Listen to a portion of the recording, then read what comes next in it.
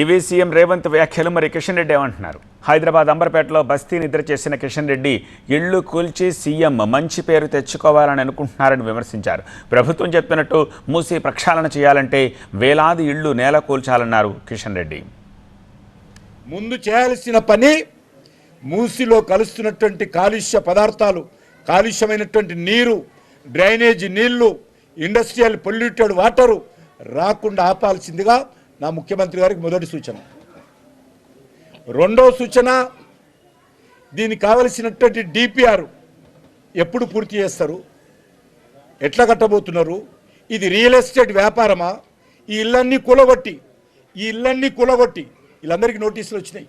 శంకరం ఇంటికి కూడా నోటీస్ వచ్చింది.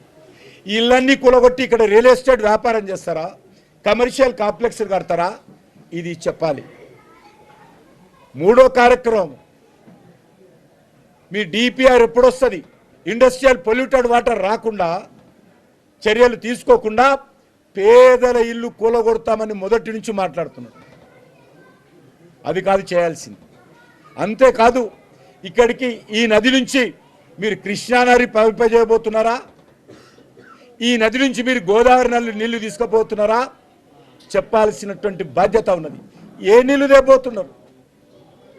మీరు నల్గొండ జిల్లా రైతులకు తాగునీరు, సాగునీరు అందించాలి. నేనేదో 20 ఏళ్ళ తర్వాత అందిస్తా, 30 ఏళ్ళ తర్వాత అందిస్తా, 5 ఏళ్ళ తర్వాత దిగిపోతా, మళ్ళీ ఒక 10 ఏళ్ళ తర్వాత వస్తా, లేకపోతే మా పార్టీ ఇంకో ఆయన వస్తాడు అప్పుడు అందిస్తామంటే కాదు. ఈ 5 సంవత్సరాల లోపలనే నల్గొండకు తాగునీరు, సాగునీరు అందించాల్సిందిగా నేను డిమాండ్ చేస్తా ఉన్నాను.